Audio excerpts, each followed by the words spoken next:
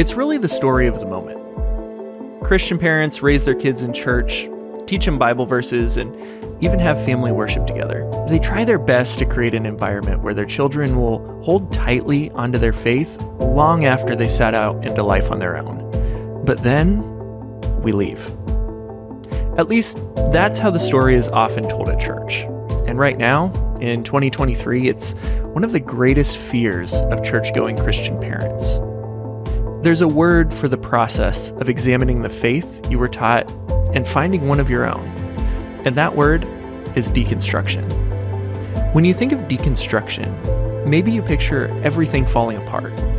Maybe you imagine it like a building falling down, with brick after brick detaching itself from the building until there's nothing left but a pile of rubble. And for some of us, maybe that's what happens. But if you think about buildings, deconstruction is an inevitable part of keeping them strong. Crumbling chimneys have to be torn down and rebuilt.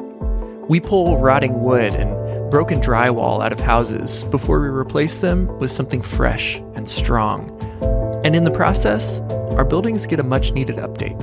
As the rising generations look more closely at the religions and traditions of their upbringing, Christians have the opportunity to join in that process.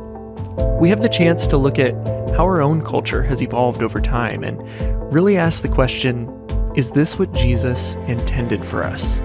The differing perspectives on deconstruction have created one of the biggest walls in Christianity today.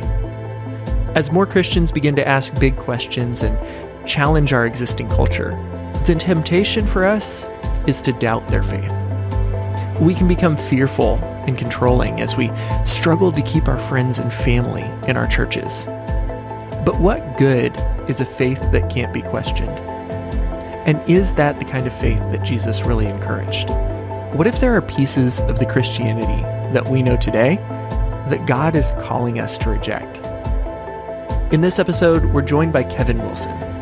You might know Kevin from his TikTok channel, Cross Culture Kev, or his past channel name, Cross Culture Christian, where he talks about faith, chai, and society. In 2020, Kevin's TikTok channel exploded, and he now creates videos for a following of over 400,000 people who have engaged with his content nearly 10 million times.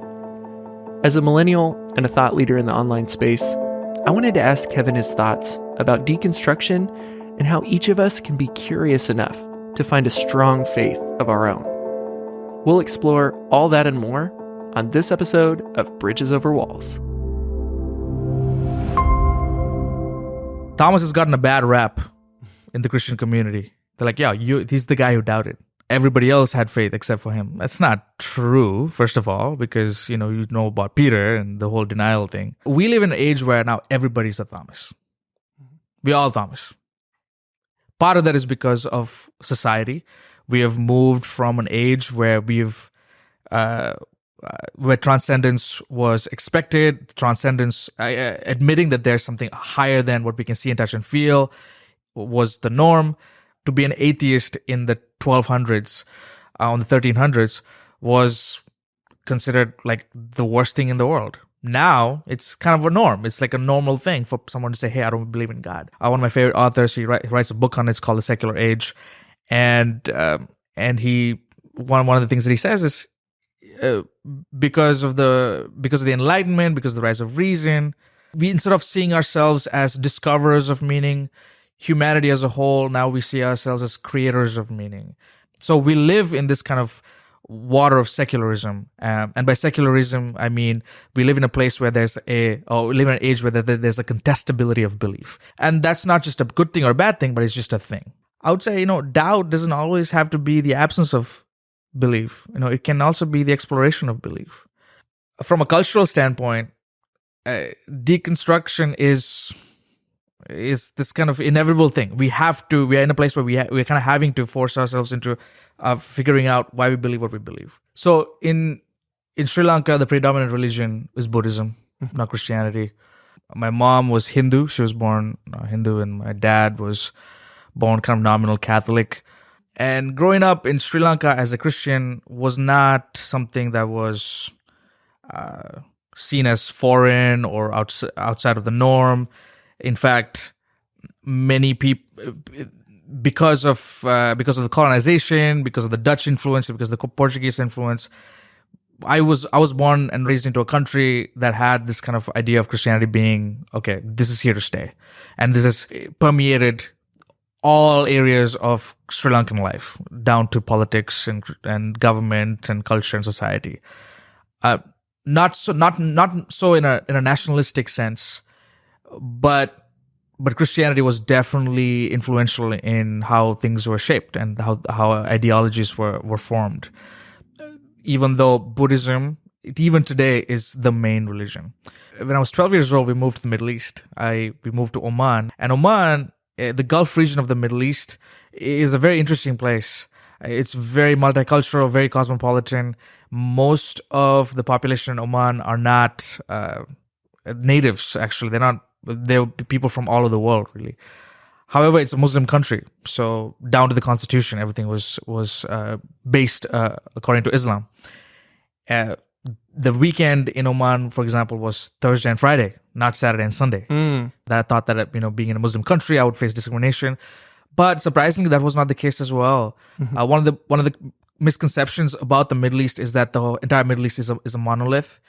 That wherever you go, it's people, you're going to face discrimination. The Christians are seen as bad and violent and supremacist. It's not the case. No, there are parts of the Middle East that have their own particular views about the other. But the Gulf region of the Middle East, because it had to rely on expatriate help, it had to be inclusive in its policies. It had to be inclusive in how it treats other people. Till I was 18 years old, all my life, we were the minority. Adventists were the minority. I'm trying to think about, okay, did I resent that? No, it was, for me, it was just childhood. It was just what was given to us and what was handed down to us. I did not have the luxury of questioning this because for my parents who were immigrants, religion was safety. Christianity was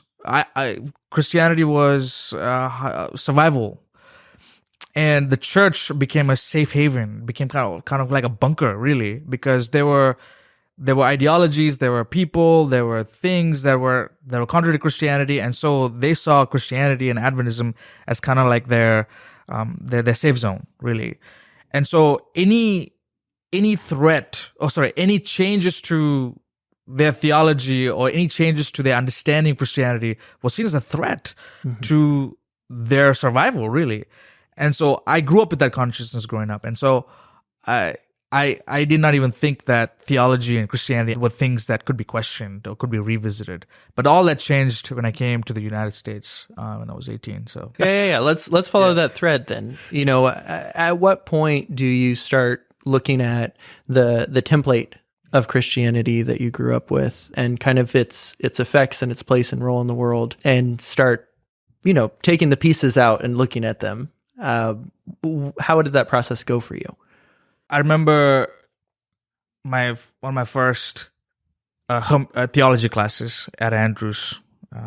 It was a class on hermeneutics, and hermeneutics, for those of you who are like, what's that? Is the study of interpretation.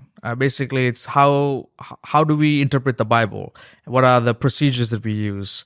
What are the systems and the standards that we use to dissect scripture and all of that? So there was a hermeneutics class. It's kind of a one-on-one class. And I'm sitting in this class, and the professor looks at us and says, "Hey guys, so we looked at John 15 today, and we talked about how to interpret it.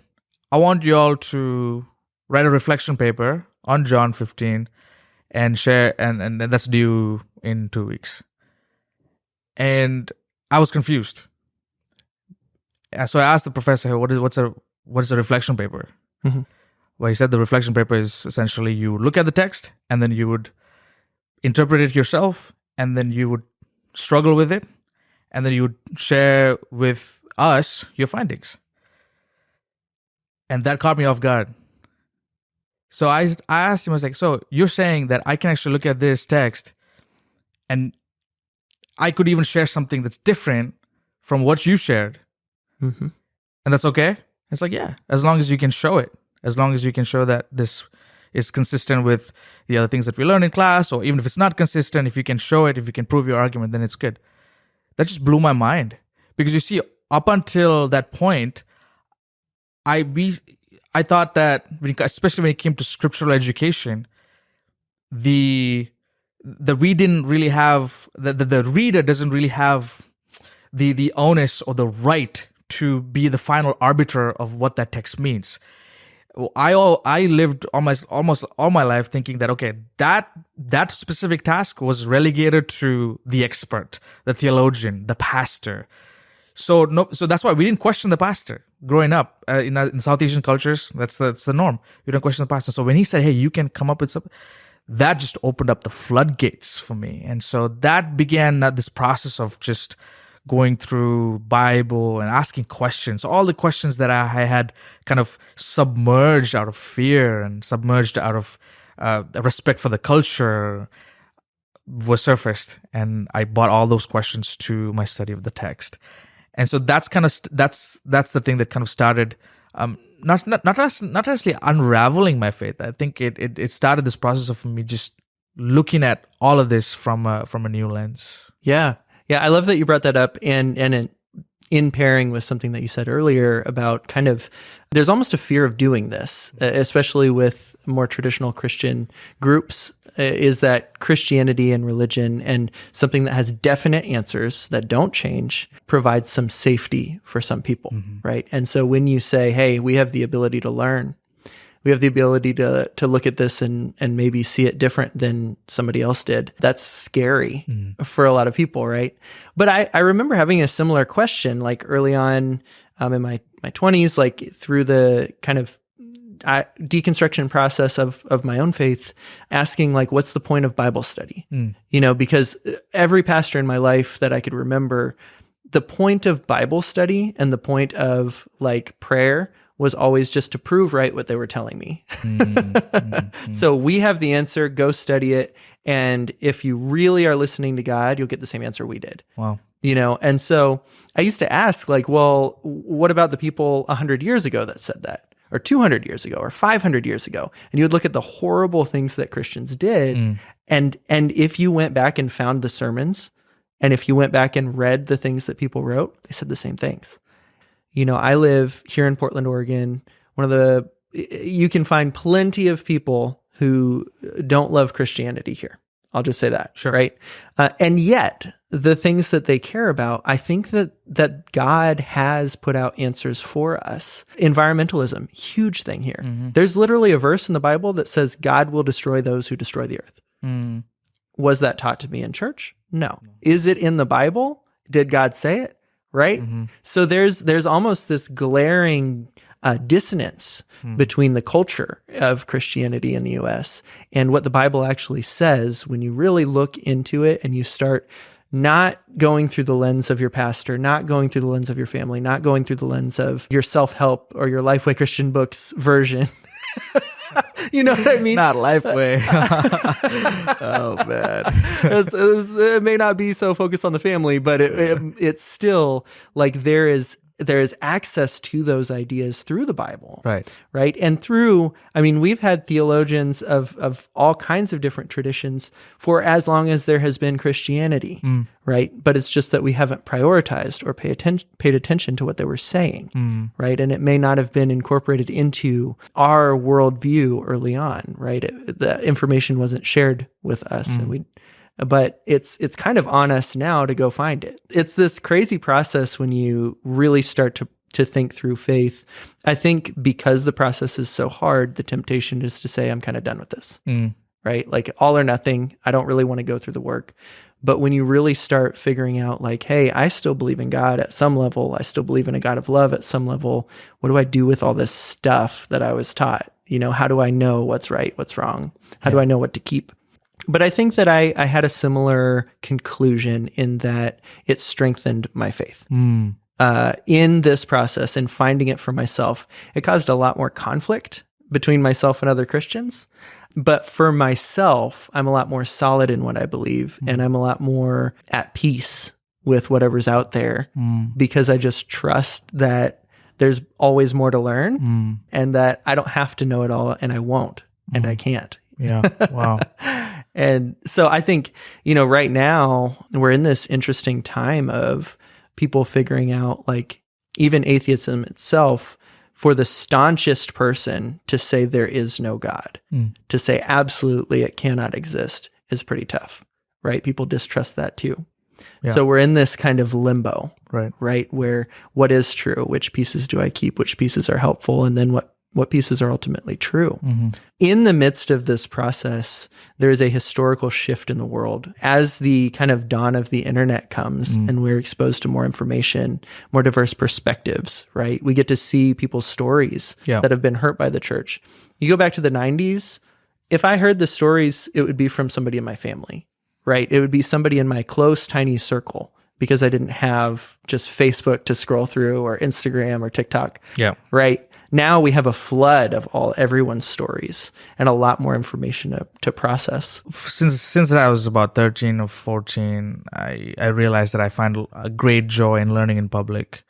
So what that means, at least for me, is if I have an idea or a few ideas that I'm fighting with and struggling to understand, I would think about it a little further, and then I would try to make something out of it from that would make sense for me, and then I would put it in the internet. At the time when I started, that was a blog, and then the blog eventually actually no, it started with a Tumblr.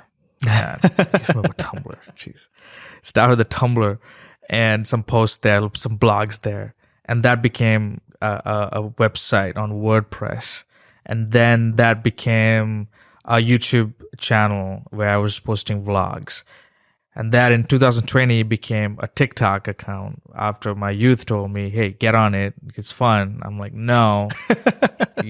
And then I got on it, and I was just so fascinated by its algorithm. I was like, oh, this is insane. So I made a chai video, posted that thing. And now 3 years later, 500,000 people, besties online. Has the internet changed? Of course it has. Yeah. Of course it has. Because again, it's not just about the internet we are in a situation where the internet has afforded the opportunity and the challenge of not just being able to listen to other perspectives, but now it also has given this platform where your perspectives and your truths or whatever can also be challenged. Yeah. And so we are in this kind of place, and that has really forced me to revisit a lot of what I thought was true and what I think is true. And a lot of people think that deconstruction is kind of an optional thing that some people choose to do out of their anger towards the church or their anger towards God. I argue that deconstruction is an inevitable byproduct of any person who identifies themselves as a follower of Christ, who wants to sincerely follow God and sincerely love their neighbor. And the internet has amplified that 1,000-fold. The internet has also helped me to normalize things like deconstruction and reconstruction. It could also be a place where we look at the things and be like, you know what? Let me explore that a little bit more. Yeah. If you had to define deconstruction, how would you describe it? And why are you saying that it's an inevitable for people who are trying to understand and process and explore their faith? Too often, once we found our theological home, we don't want to leave that home. It's safe, it's comfortable, it's cozy. But even if you think about interior design and architecture, sometimes you'll have to leave your home a couple of times in order to improve your home. Yeah. Right.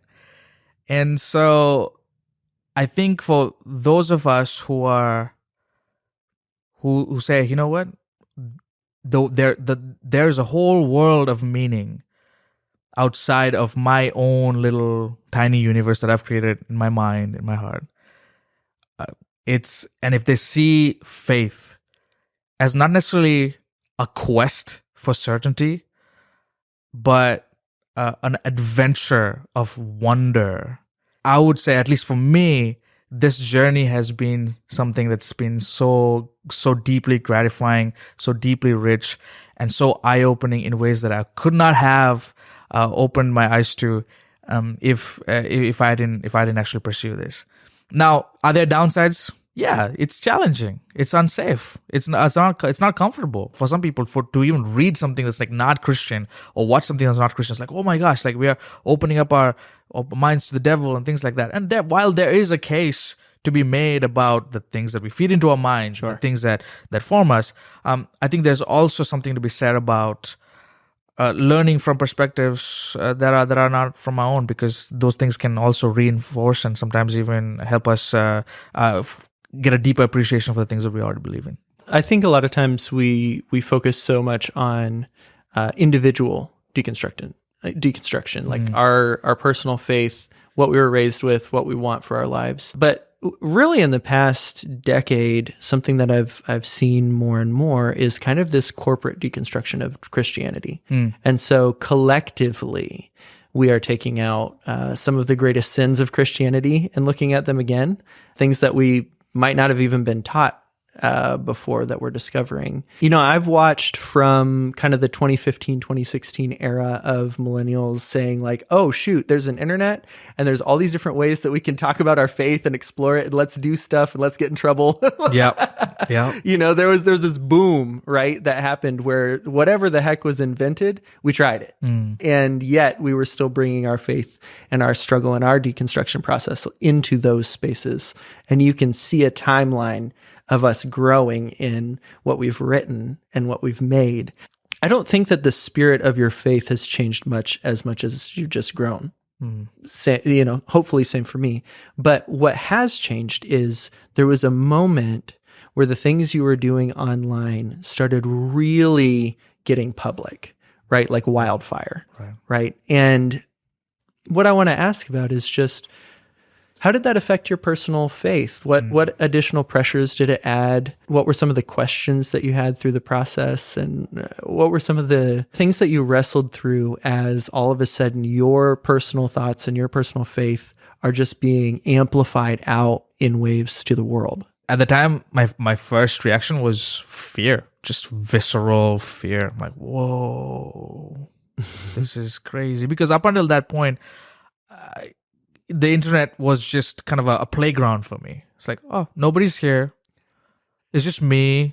And it's like Threads right now. Yeah. Just like Threads right now. I'm just, oh man, yeah, exactly. And so I was just like, let me just post and like, oh yeah, this is cool. Because for me, the internet was just a tool of just public learning. I'm like, okay, I didn't really care too much about how many people saw. When it was like 50 people, I was like, oh wow, 50 people saw this. That's crazy. Wow.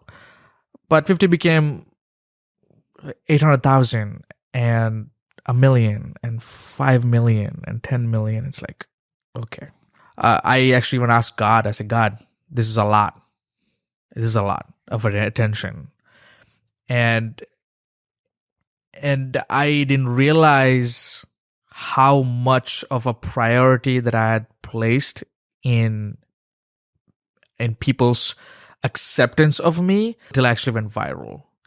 I didn't realize that since the time I was 18 years old, one of the stories that I've been telling myself, and actually right now that I'm actively fighting against, is that excellence is survival. As an immigrant, you come to this country and like, wait, you have to be excellent. You have to be better than everybody else in order for you to take up space in whatever industry that you're a part of, because people don't look like you. And so, which means that you have to try harder than somebody else who's had all these privileges and opportunities. And so I internalized that narrative. And I didn't know how much till I actually went viral, because it was almost like a truckload of sugar, like a huge dopamine rush. I was like, whoa. I remember clearly I was telling God, this is a lot and I don't know if I can handle it. So if you don't want me to do this, I want you to just shut the doors. Keep shutting the doors. I do enjoy making these videos. I do enjoy sharing life and meaning to people. But if you think that I can't handle it, just please shut the doors. But I'll keep doing it. But please make it stop if you don't want me to go. And the opposite has been true. It's been this kind of journey of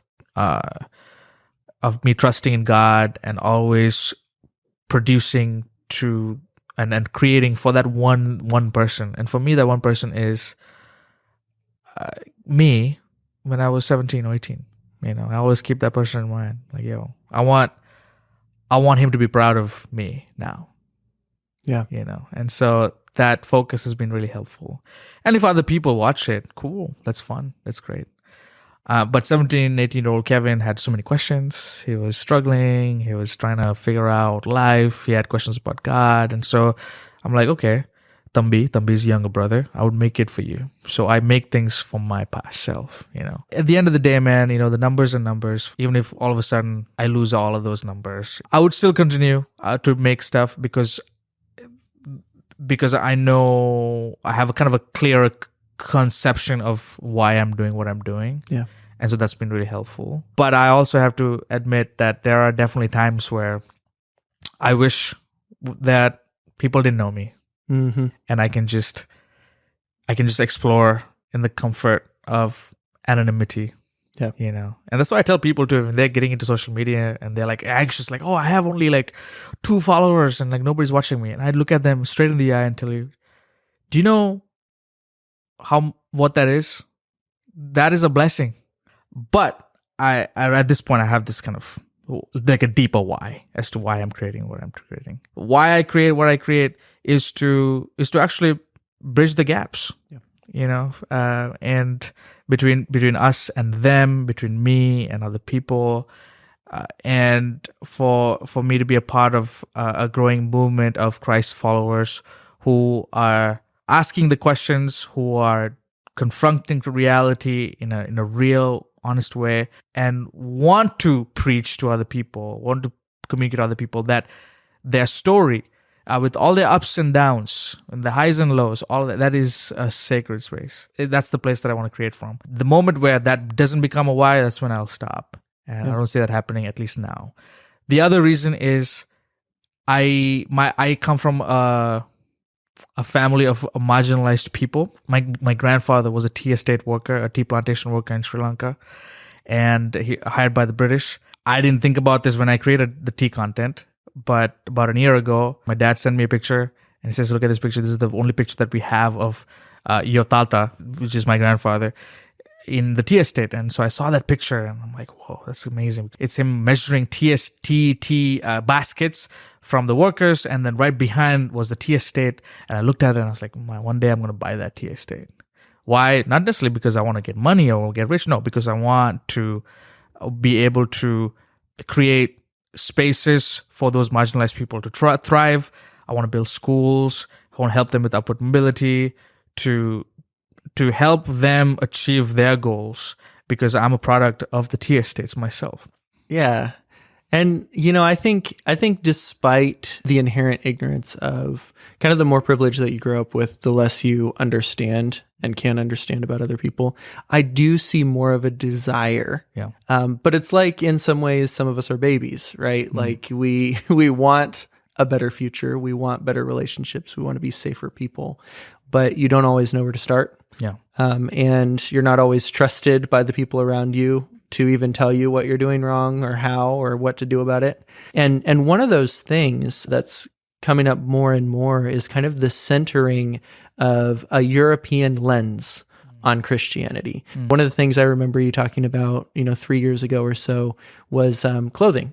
Yeah. A simple one to start there, to go to another country where maybe a suit and tie is only used to go to a Christian church. Yeah. And I think especially for those of us in the US who are born and raised here, and the closer you are to kind of white American Christianity, conceptualizing that there are cultural aspects of Christianity that have nothing at all to do with Jesus, and that weren't what Jesus taught.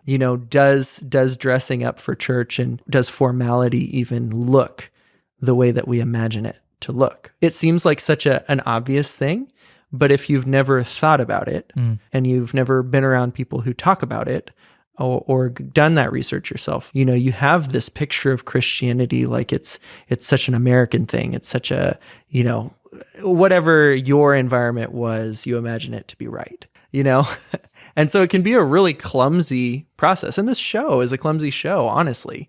Every guest that we've had on there, I've had these moments where, I'm stuck in analyzing my personal lifestyle and mentality against what they've said. It's new information to consider and process that I sometimes process for years after that, and probably will the rest of my life.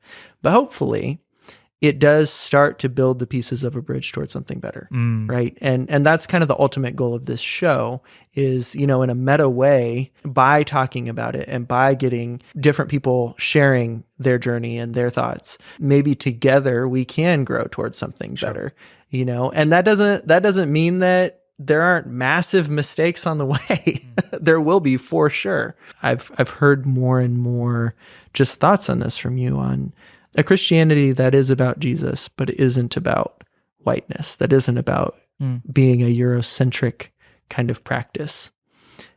What does Christianity mean to you? At this point in my journey. And I'm saying that because things can change. That's one thing I've realized. What it should be is a life operating system of being human that is patterned after the historical, primitive, ancient way of Rabbi Jesus Christ of Nazareth. Yeah, I mean, Jesus wasn't Christian. Jesus was Jesus. And he started this thing and he upset the status quo of the time. But he didn't do those things to do that. He didn't do those things as kind of like as an anarchist. But he said that, I came here to show you a different way. It's a different way of being human. It's a different way of living out your life on this planet. And because of that way that was so radical and so countercultural, that within the first 30 years of his resurrection, the whole world, without the internet, without TikTok, without email, without Instagram, without any of this stuff, got to know about Jesus or got to know the way of Christ. And it fundamentally changed the fabric of Western civilization. There's this book written by this atheist philosopher, Luke Ferry. It's called A Brief History of Thought. It's kind of a primer on the philosophy of thought from ancient, prehistoric times up until today. And it just traces the history of thought from that point on. Like how did we think about things and what was important to us as a species? He has an entire chapter dedicated on the contribution of Christianity to human thought. Mm-hmm. Not just Christian thought, but human, how we processed it.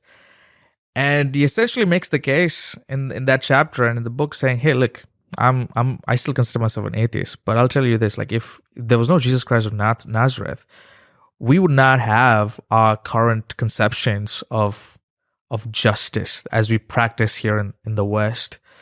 We would not have our system of ethics that basically says that there's no gender difference. You're a man, you're a woman, you however you define yourself, you regardless of who you are in society, all of you have equal worth, all of you have dignity, you have intrinsic worth and value.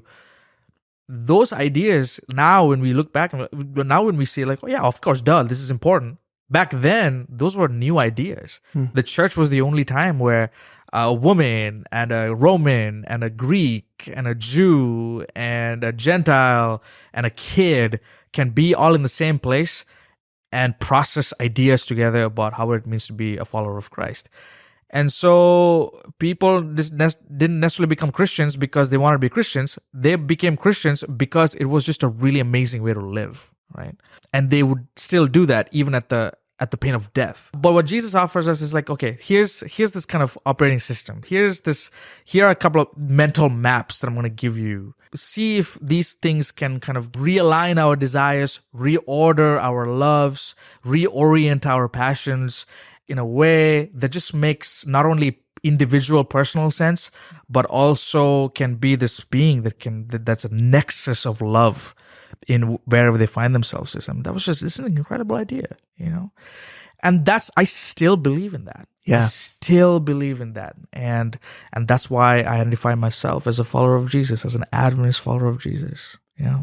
I want to talk about the future of Christianity because we're in this really interesting time period. Not just one generation, but 2 generations ahead of us have sort of held on to leadership in business, in, even outside the church, in politics, and then inside the church in pastoral roles and administration for so long that by the time that they retire or pass on, there's going to be a really huge shift in leadership in whoever stays involved in Christianity. Yeah. But I think so much about what is the future of this operating system, right? Of this religion. And I know that there's no way with any religion, with any worldview, it's a million pieces and lenses on something. There's no monolith, right? At the same time, there are trends and tendencies. How do you imagine the future of Christianity if you could work toward an ideal? What does that ideal look like? Imagine Christianity as a car, okay? And so the exterior hasn't changed. Okay. Maybe some cosmetic work here and there. Sure. But the engine, even though it's intact, it's humming. It's there's something happening to the engine. It's almost like a car that even when it's stationary, it's rattling. There's a rattle there. There used to be a time where we used to measure the effectiveness of the car by how well it went from point A to point B. But now, not just from a denominational perspective, but also from an institutional perspective, I think now we're measuring the success of the car by not how well it's going from point A to point B, but if it's going from point A to point B. Okay? And I think there's going to come a time where if things were to continue the way they're going, especially here in the West, when it comes to the Christianity car, there's going to come a time where the exterior of the car cannot and will not be able to keep up with the interior rattling that's happening and that's been happening for a while. One of the reasons that might be the case is because the engine was not even supposed to be in a car. I think the engine was supposed to be in a jet plane that we couldn't figure out back then. And we were not probably even supposed to, because we were supposed to run on trust and faithfulness. But we say, no, we need to control this thing.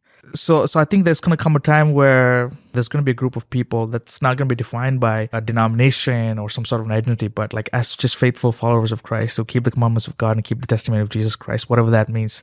And I don't know what the exterior of the car looks like, but the engine is going to prevail.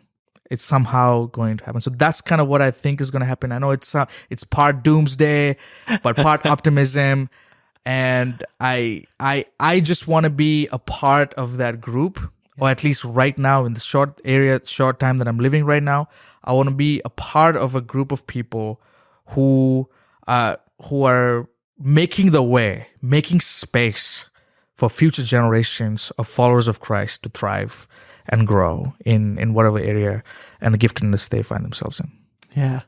So our show is called Bridges Over Walls, and the hope is that in each episode we can identify the wall, as in the obstacle, and the bridge, the path forward. So in thinking about a new future of Christianity, in thinking about all of these, recognizing all of its problems and everything, but also all of its potential, what would you say are the main obstacles in kind of moving toward a more Christ-like Christianity? Prioritizing conversion over connection, meaning, when you index every single Christian thing, whether it's media, whether it's a podcast, whether it's a sermon, whether it's a talk, when you index all of that to the one thing of baptizing them, you might run the risk of caricaturizing what the way of Jesus was. When you reduce the way of Jesus into a self-optimization rule book or a self-optimization checklist, the moment you divorce Christianity from your embodied lived experience, you're now at the risk of idolizing a view rather than following the leading of the Holy Spirit. Art can be art. Conversation can be conversation. where you focus on the person in front of you. That's Christianity too. Baptism, that's Christianity too. Bible study, that's Christianity too. Playing pickleball with your friends on a Sunday afternoon and having no Bible study, that's Christianity too. And the other thing is, again, not really listening to other voices.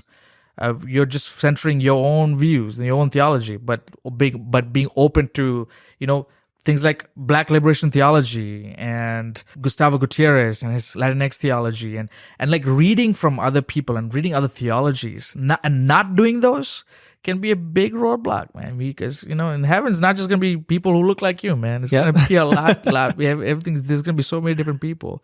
So those are some walls, man. There's a few more, but those are the ones that I think that I can think of right now. I think we've naturally come to the bridge. I think there's this perception that like all internet creators are self-centered, that we are out to just kind of build ourselves a brand, make money, get popular, whatever. But I think that there are a significant number of us that use the internet and use content as a tool to build those bridges. And the bridge looks different for each of us. We each have different goals. But when you're a cause-oriented content creator, you really are just constantly reading the twists and turns of culture and the conversations online as they shift. The conversations 3 years ago were completely different than they are today. 6 months ago, they were different than they are today. But you're kind of gauging, like, how do I show up in these spaces? And how do I use these cameras? How do I use these microphones? How do I use my voice as a tool to help accomplish some of these bigger cultural and spiritual movements, hopefully for good? Yeah. And that's something that I've seen in you that I really respect and admire. How can we use creative tools to move the world for good and to just inspire people to be kinder, more compassionate, and more Christ-like? I'm a big proponent in creating from your story. And if you looked at any of my stuff, whether it's from now or from a while ago, that seems to be the consistent thread. That I do not want anything that I say or communicate or preach to be divorced from my life, my identity, who I am.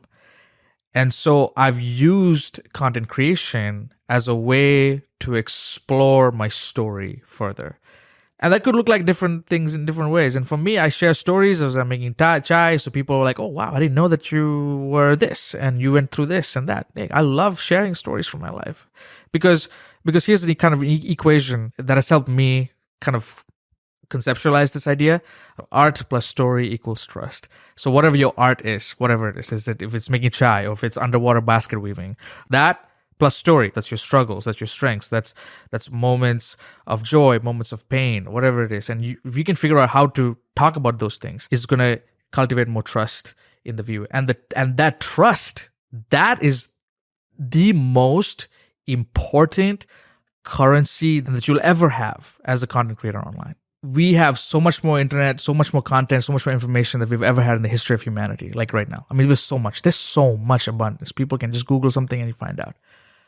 What's not as common is wholly good, nutrient-dense, nutrient-rich, thought-provoking, deep, just really amazing, like succulent food. That's not common. If you are a Christian content creator and you say, you know what, I want to reach other people for Jesus, what do I do? A conversation that Martin Luther, the Protestant reformer, had with a cobbler has been very instructive to me. This cobbler went to Pastor Luther. He says, yo, I have this guy who keeps coming to me and he's not a Christian, but I want to make him a Christian. What do I do? He responds by saying, the Christian shoemaker does not make Christians by putting little crosses on the shoes, but by making good shoes, because God is interested in good craftsmanship. So I totally believe that in this internet age, in this digital economy, that excellence is evangelism. It's not just a tool for evangelism, it is evangelism. Meaning, when you are committed to the craft, when you are intentional about the things that you do, when you are taking a craftsmanship attitude towards your thing, your art, and you're not just using it as a way to get people to do something or get people to go somewhere, but you're just doing it because you love it, that itself, in and of itself, without any strings attached, is evangelism, which is kind of a crazy idea for some, but it is. But it is. Because people may not necessarily believe in your theology at first, but they will stick around and be your friend because of your intentionality.